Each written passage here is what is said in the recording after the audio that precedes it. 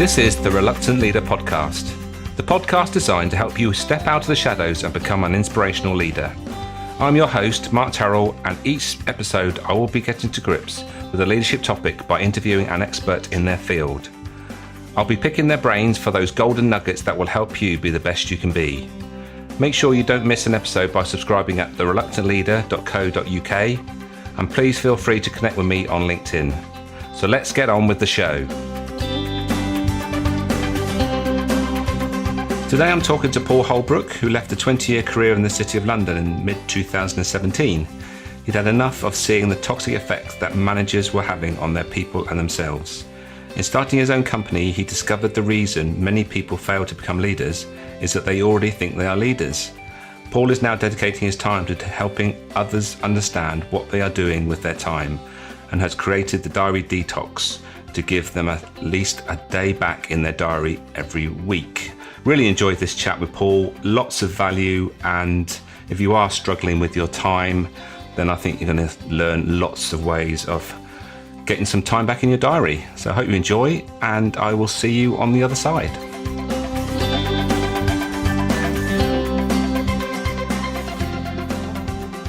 So hello, Paul. Welcome to the Reluctant Leader podcast. Sorry, I jumped the gun there. Hello.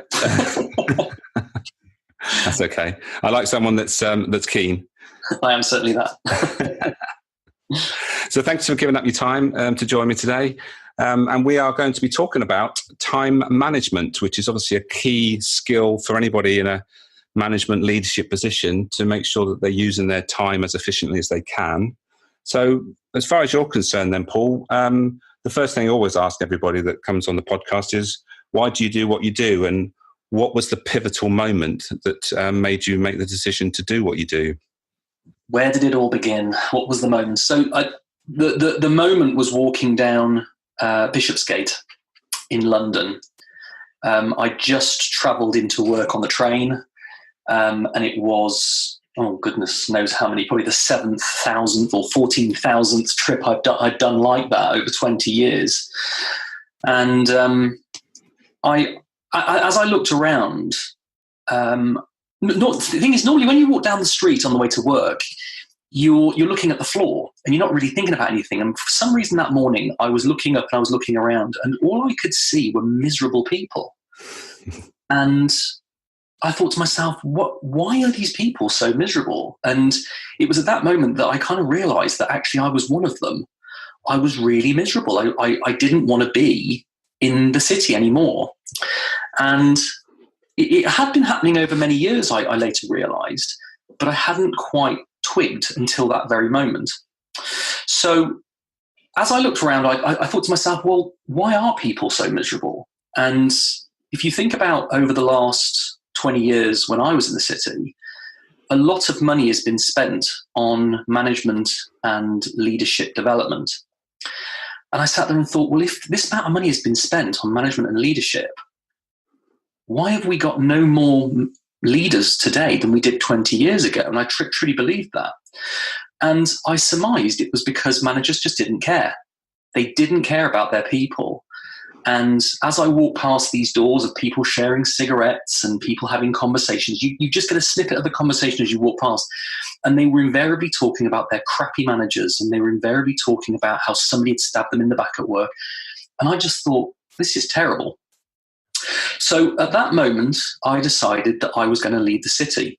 And given that so much money had been spent on management and leadership, I decided I was going to start my own company, but I was actually going to leave the city. I was going to go and start a leadership consultancy, let's call it. And it was going to be focusing on people who couldn't afford to not be a good leader, and that was small businesses. Mm-hmm. And that's ultimately why I now do what I do. But of course, it's kind of morphed quite a lot since then. Yes, and I think that's an important thing to remember, is that what we set out to do in the first instance tends to be, as you say, morphed into something quite different because we get more focus on exactly what we want to deliver. And I think your Diary Detox product, that wasn't initially what you started with. Am I right in thinking that? You are 100% correct, yes. So no, I started off by trying to help people develop their leadership. And there are lots of leadership development companies out there. That wasn't really what it was about. It was about inspiring people to lead, to see the benefits of leadership. Mm-hmm. But as I started to talk to people about that business, I got some really curious responses. And invariably the response would come back, oh, that's really interesting, but I don't have time to talk to you about that. Or I'm too busy to talk to you about that. And I thought, oh, okay, then that's quite an interesting take on it. Right. And then eventually I thought, well, maybe it's the wording I'm using. And so I started talking about leadership development. But people kept saying, yeah, I haven't really got time to talk about leadership. I'm a bit too busy to talk about leadership. And I thought, how can you be too busy to talk about leadership? I mean, that's one of the fundamental qualifications of being a great leader, having time to talk about leadership. And I didn't have an answer to it. The answer that I had was, well, when you do have time, let me know, I'll be here. And of course, very few of them ever did come back and talk about it. So I thought, well, okay, I'm not sure if this is really true, whether they don't have time or whether or not they're just using it as an excuse. And I remember back to probably around about 10, 11 years into my career. And I went from running a team of 15 up to a division of 350. And that was quite a step up. But at that point, not a week would go by when people wouldn't say to me, I don't have time to do what you're asking me to do. And I had a really simple 2-step process that I would take them through. And so I started using that. When people said, I don't have time to talk to you, I thought, well, how about I give you back some time and then we'll talk? And this seemed to catch people's imagination. They kind of said, what do you mean you're going to give me some time back? How are you going to do that? And over the next 2 months, I got a really interesting insight, into people's diaries, but probably more importantly, into the reasons that people give for the things they have in their diary. And if you remember back to what I said a moment ago, I left the city because I just thought that managers didn't care about leading, and I kind of lost faith, and that's why I left. What I realized over those 2 months of starting to do those two-step process with people was that it wasn't that they didn't care about leadership. I realized that the majority of the things people fill their diaries with, they think are leadership. Right. They thought it was leadership. And I sat there and thought, hang on, they think going into back-to-back meetings, working crazy hours, not spending any time with their family and friends, taking on tasks because it's, in quotes, just easier if I do it myself. They honestly thought that was leadership. And I thought, oh my goodness, this is crazy. Well, I can see that's not leadership. How can I get them to see that it's not leadership? Because you can't tell somebody it's not. They have to see it for themselves. Yeah. And I added 3 more steps onto the first 2 steps. And that was genesis of the Diary Detox. Right. Yes. And also I noticed that you use this hashtag, what are you doing? And obviously that resonates with me as well. What are you doing? And I guess the next question is, why are you doing it? Absolutely. It's interesting because although all of the marketing and like say the hashtag is always talking about time, time isn't really the greatest thing you get back from it. It's that you get a fundamental view and insight into the value of the things that you're doing every day. And it was one day when I went running and I was trying to think about this strap line that I could use for this product. And of course I was just running along and I was thinking to myself, my goodness, you're doing all this stuff and you think it's the right stuff. And then there's this thing there that can help you. And what are you doing? And it was like that was the moment I thought, oh my God, that's it. What are you doing? Because I think when I've ever looked at people who are in a situation where they're not leading or they've got, no time left to do anything of value to them, that sometimes you just look at them and you go, what are you doing? And that's kind of what it was all about. And, depending on where you put the intonation in the sentence, it can be the same thing. What are you doing? What are you doing? What are you doing? So, yeah, it is all about why you're doing it. And as I said, as I got that insight into people's diaries, it showed me very clearly that people thought they were getting value out of the things they were doing every day. Whereas when the feedback I now get And indeed, I did a course last Wednesday at Calcott in Tetbury. One of the follow-ups I did afterwards, they turned and said, my God, it's amazing. I went back to work the next day and I was consciously aware of everything that I was doing. And I actually became really respectful of my own time. Yeah, yeah. And that's the key thing, isn't it? It's highlights, I think, one of the, it's a process you go through and you highlight the habits that you've got into, that you've accepted as the norm, as if the things that you should be doing. But when you actually take a step back and look at all this stuff, and look at your diary and think, well, what's in it? Why is it there? And what's it serving? Who's it serving? Absolutely. And more often than not, it's serving bizarrely, it's serving who you think you need to be. And the thing is, it's not their fault. We're never taught any of this stuff in school. We're not taught it in college. It's an extremely valuable skill to learn how to use your time effectively, but we don't. And the people that we learn it from are the people that we grew up working for, and they weren't taught it either. So this is my attempt to, I suppose, give people a process that allows them to reprogram their automatic and default instinct to just go wherever their diary tells them, or go wherever somebody else says they need them to go. Yeah. And I think it's such a relevant point with what is our experience when we've been, previous jobs and how we've been taught. I know my background is a family business. I spent a lot of time working with my father, who, unless he saw you doing something, then that's how he judged you on how busy you were, and thinking time and planning time weren't really regarded as proper work. And I come across that a lot with the clients I work with, and it's I think it boils down to the fact of where knowing where you're going and what you're actually trying to achieve. And it's the old adage, working on your business rather than in it. And it's so easy to get sucked into that. Well, I'm going to do that today. And at the end of the day, I'm going to be busy. I go home and I'm going to be tired. And I've done lots of work. But when you actually look at it, are you actually doing the things that you should be doing? And are you falling back into that comfort zone of the things that you know how to do, and you'll feel that you've justified your existence by just the fact that you've been there and you've been busy. Yeah. Absolutely. I mean, I think when as I mentioned a moment ago, when I turned the 2 steps into 5, the first 2 steps were really about showing somebody what they were doing. The last 3, interestingly, you just said that, were actually more focused on showing you what you should be doing and matching up the 2. And it's incredible when people go through the process, when you show them what they have been doing.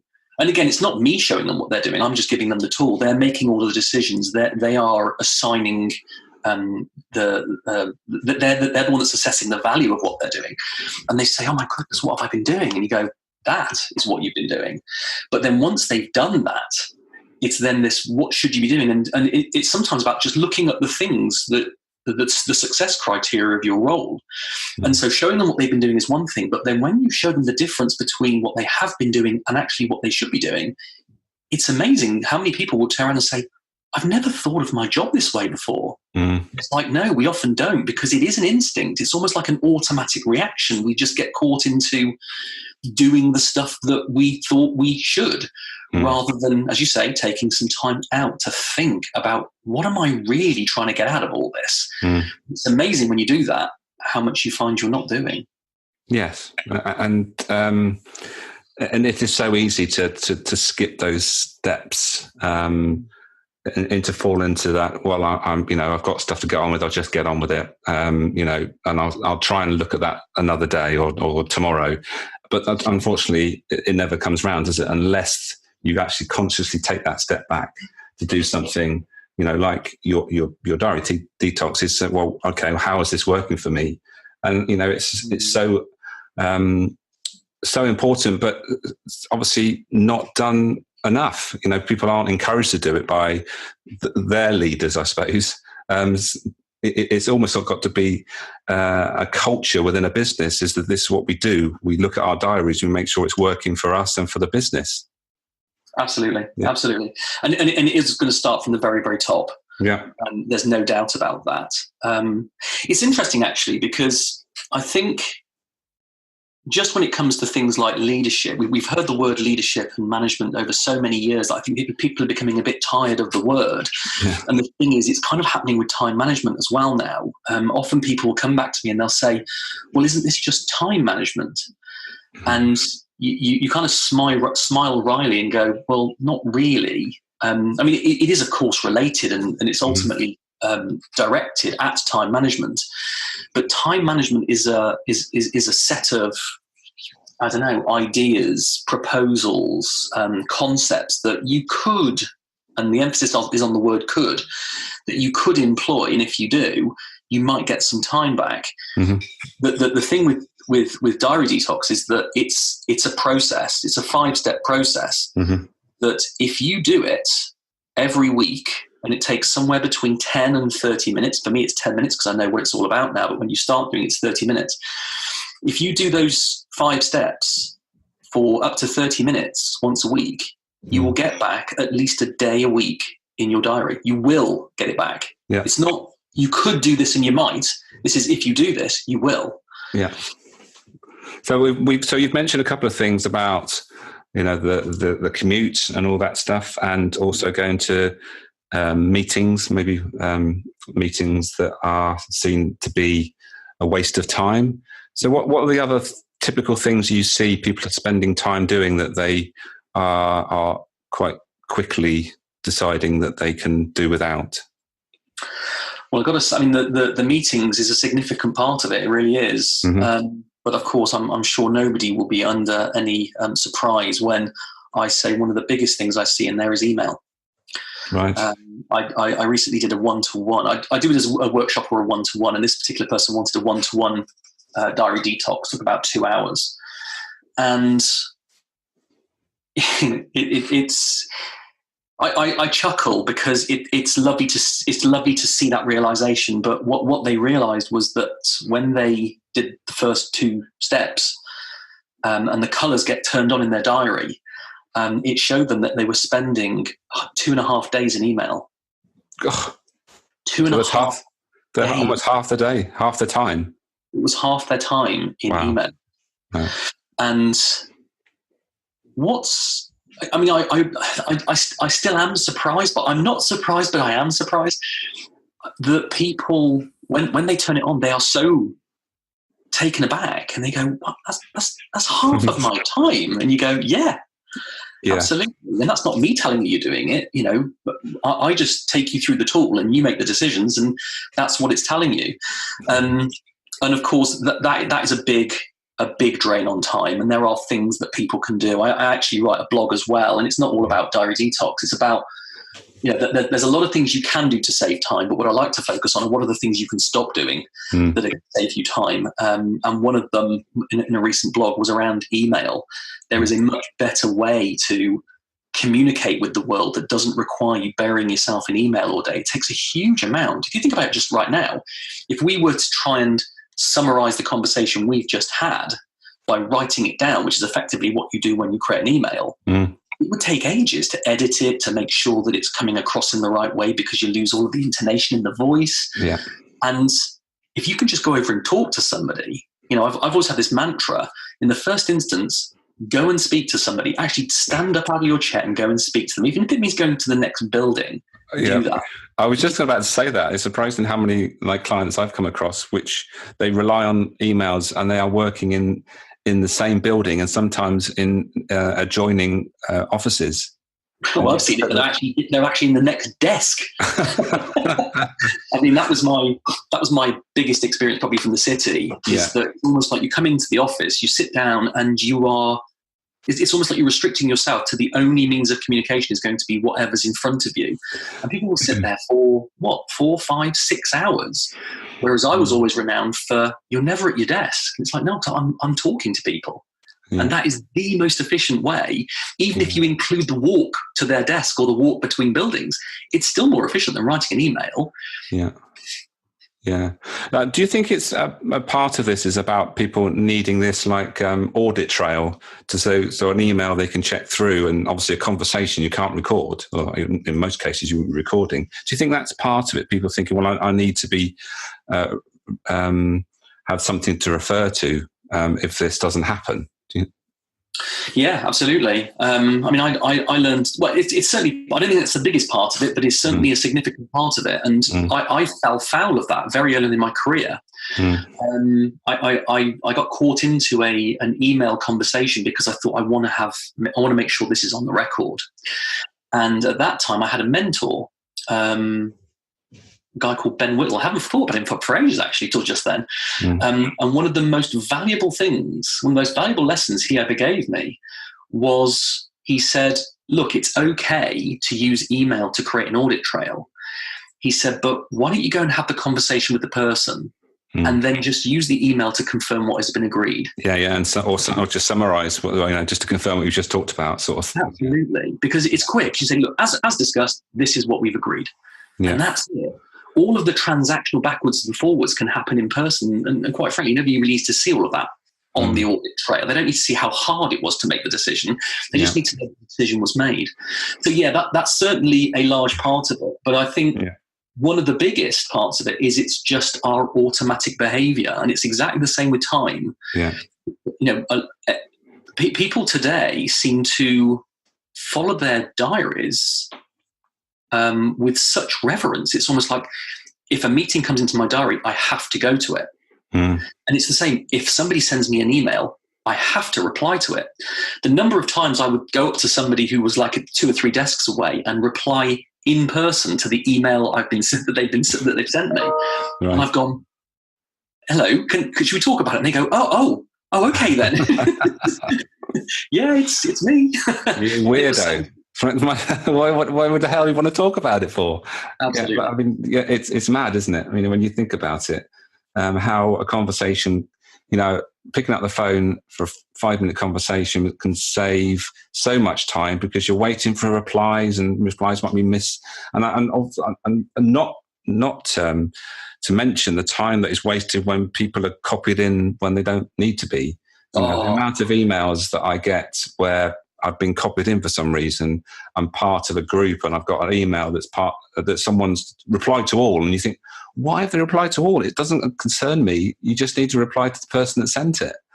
All that, and obviously it all adds up. But we won't spend too much more time on email, because obviously, we've emphasised that, and I think it's an obvious thing, isn't it?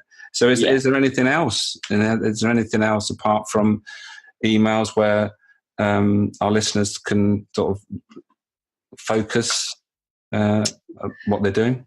There is. So I suppose I haven't really mentioned it, but I suppose I made reference to it. But the reason the Diary Detox works the way it does is because it gives you a sense not of what you're doing, but of the value of the things that you're doing. Okay. Yeah. What's very interesting is the amount of time that is actually spent adding no value. And that can be a variety of things. It could be around travel. So that's quite a significant one, actually, for some of the small business owners that I've been doing this with recently.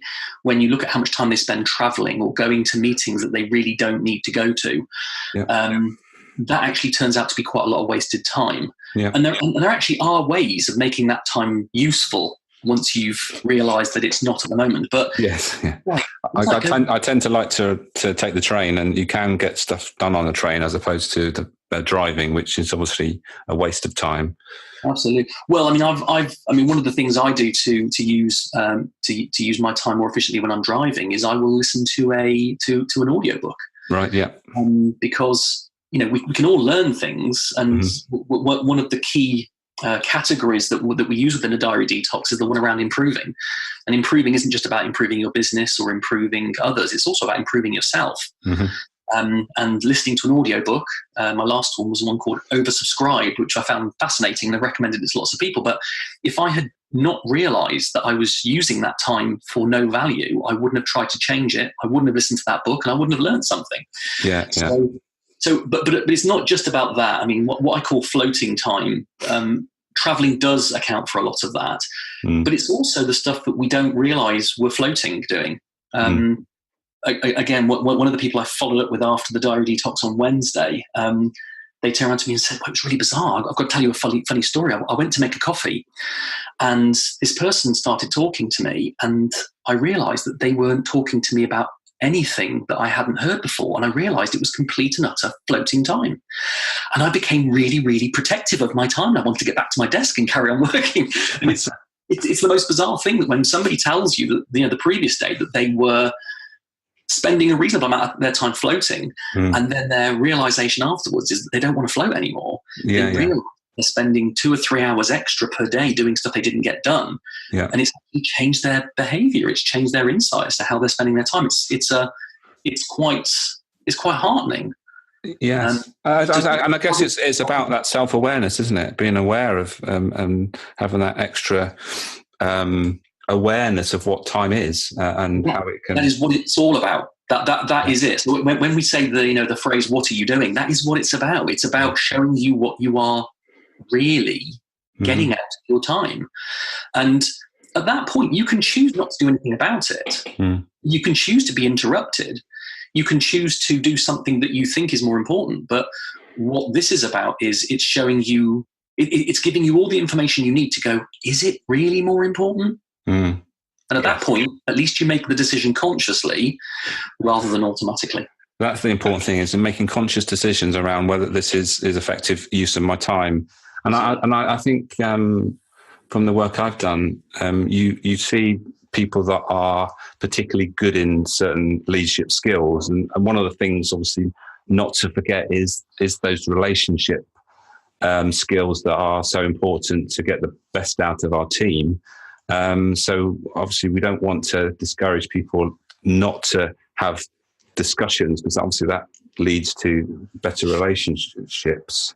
It's about having the right conversations and making them effective, isn't it? Absolutely. So one of the things that if someone does a diary detox, one of the extra little bonuses, I suppose, they get out of it is something called the spot diary detox. And this is the thing that they can use if generally you're somebody who finds it quite hard to say no to people. It's something that you can use within about 15 seconds. And you can use it when you're having a conversation. It's quite right. We don't want to stop people from talking to each other. But what we do want to do is we want to get them to think about where the value in that conversation is really going. And so as and when that conversation starts, the 5 steps of the diary detox, you can go through them in your head really quickly. And if you realize that actually the subject of this conversation isn't really adding any value to you or to them, it is about adding it to both, not just to you, because that would be a very selfish position to take. You can realize quite quickly, like this person did, actually, I'm having this conversation, it's not really adding anything. And what they did is they thought, how can I turn this into an amber or a green conversation? These are color coding for diary detox. And they actually took the conversation around to something different that was more about developing that person rather than just talking about the weather or rather than just talking about something that was going on over the weekend.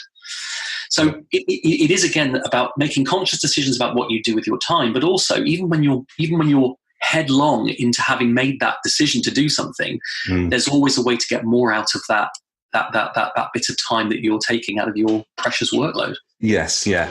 And it's interesting because my work, as you know, I use motivational maps, and a lot of people that come to work are actually very much what we call friend orientated. So they come to work for connections, and what they need, a part of what they want from their leader, their manager, is actually just to check in with them so that they actually feel as if they're a person. And sometimes using that conversation just to check in with someone at even before the weekend or after weekend, just to say, well, how was your weekend? And lead in a leadership position, you need to be aware of that so that you do have that quick check-in. How was your weekend? How did you? Oh, you said you were going skiing. How was it? That sort of stuff can actually be really productive because it actually motivates people. So it's about knowing why you're doing something. So Absolutely. If you know that the person you're managing is highly motivated by a feeling of belonging, your time can be used really effectively by spending that little bit of time checking in with them and finding out what they were doing at the weekend. It's not wasted time. It's actually productive for both of you. So. Absolutely. And for me, that kind of conversation is what we would call a monitoring conversation. It would be an amber conversation, or an amber activity.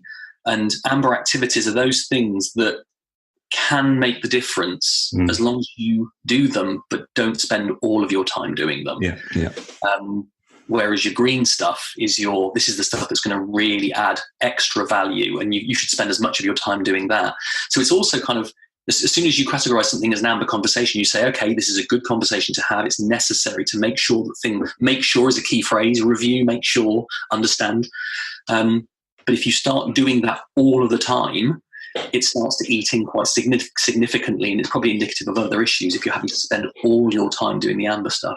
It's all about conscious use of time and understanding the value you're getting from it. Absolutely. Yes. And I'm conscious now that we spend a lot of time talking about the negatives, and you mentioned about the green stuff. What sort of are the green things that people should be doing, and making sure they've got plenty of it in their diary? Well, perhaps if I just put it into context, I think everything that we do in work every day can be broken down to one of 7 categories. And one of them is the floating, the kind of wasting, not adding value. One of them is doing, it's quite transactional stuff, and that's red behaviors. It does make it bad, but you don't want to have too much in there as a leader. 2 of those categories, monitoring and directing, are what I would call amber behavior. Those are the things that will make sure things stay the same, things stay stable, and you know what's going on, and you're aware of what's going on in the environment. But ultimately, the biggest one is the green one, and green is what gives you growth. Green is what I call leading behavior, whereas amber is what you call managing behavior. And when we're leading, it's all about making things better. It's all about improvement. And if you try and differentiate between people who do managing behavior, I don't want to confuse it with management, because hopefully all managers would do some element of leading. But if you separate managing from leading, there are 3 things that leading people do that sets them apart. One of which is spend time thinking. And it's an incredibly underdone thing. If you talk to people and you say, okay, how often do you actually just take time out to think about opportunities, challenges that are going on right now, how you're going to overcome obstacles, the future, a future strategy, a vision, who you are, anything like that? It's amazing how few people actually do it. They will convince themselves that they are, because invariably when something goes wrong, they'll say, oh, well, I was thinking about how I could get around it. Yeah, that's reacting. That's not really thinking. Thinking is something you do that you're not forced to do. You're doing it because it's the right thing to do, not because you have to do it. So thinking is a big part of it. Once you've done your thinking, you then move on to communicating. It's about communicating what you've thought about. And that could be about meeting new people. It could be about sharing new ideas, either from them or from yourself. It could be networking within or outside your organization. It could be buying somebody into a new initiative that you've thought about. And then once you've done that, once you've thought about something, once you've communicated it to someone, there's only one thing left to do. And that's actually to do it. And that's what you call improving behavior. So actually going and making the decision, implementing the new process, doing some training for yourself, sending your people on training, improving your business, how it works, what it does, who it does it with. And that can even be improving your customers' lives. Those are essentially the 3 things. And when people categorize their time within Diary Detox, they're given the opportunity to decide how much of their time they actually spend thinking, communicating, and improving. And it's a real shame how little of that there really is. A lot of it tends to be doing, which is where your emails come in, writing the document, etc. Quite a lot of floating coming in, and surprisingly not enough managing. Very little time is spent just finding out if things are just okay. So yeah, those are the more positive things that you can do if you want to get that growth. And if you don't do those things, you just simply will not grow. You'll go backwards. Yeah. That's fantastic. And I'm sure all listeners will be thinking about those 7 things, how they're doing them at the moment. And you know, those last 3 things you talk about, the things that, like you say, grow us into, you know, a better leader, a better manager, or whatever. they're the things that are so important and so often get missed when we haven't got time. So the first thing you've got to do is obviously create some time. And we all know how to do that now, don't we? Or we know a better idea how to do that.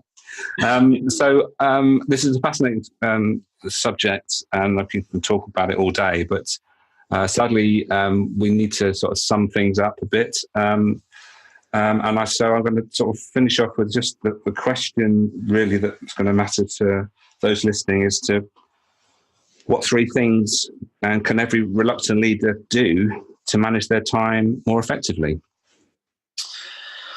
Well, I suppose it's not going to be any shock that the first thing I would say is know what you are doing right now, every day. That would be the first thing.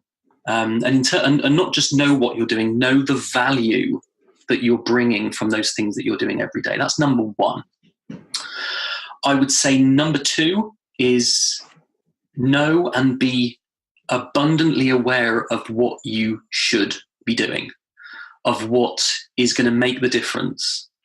What are those things that if you got to the end of the year and you're having a chat with the person that you are most accountable to, be it your life partner, be it your boss, be it the board, be it the shareholders, whomever, if you were going to have that conversation with them at the end of the year and say, I have just smashed this year, what are the things that you would want to be able to say that you had done? And those are the things you should be doing. And they may not be the same as the things that you are doing. So there's know what you're doing, there's know what you should do and should be doing. I think the last one is to know when to say no. It's to start to respect your time. People are very disrespectful of your time. It's usually because you're not that respectful of it yourself. So as soon as you start to respect your time, others will start to respect it as well. And finding an approach that will disrupt that automatic, okay, I'll help you, whilst completely neglecting everything else that you should be doing, that could actually damage you and also could actually damage those people who you are just blindly agreeing to help. Mm-hmm. There's always a better way. So know what you're doing, know what you should be doing, and know when to say no. And I don't mean in a negative way. No, Paul, that's brilliant advice. And I'm sure everyone listening will do those 3 things. Well, I hope they will do anyway, because it's going to make a massive difference to their role. And it's about consciously making different things happen. And if we carry on doing the same things all the time, then we can only expect the same results. So thank you very much for your time today. I hope we maybe can continue this conversation another time. But for now, Paul, thank you very much. Thank you.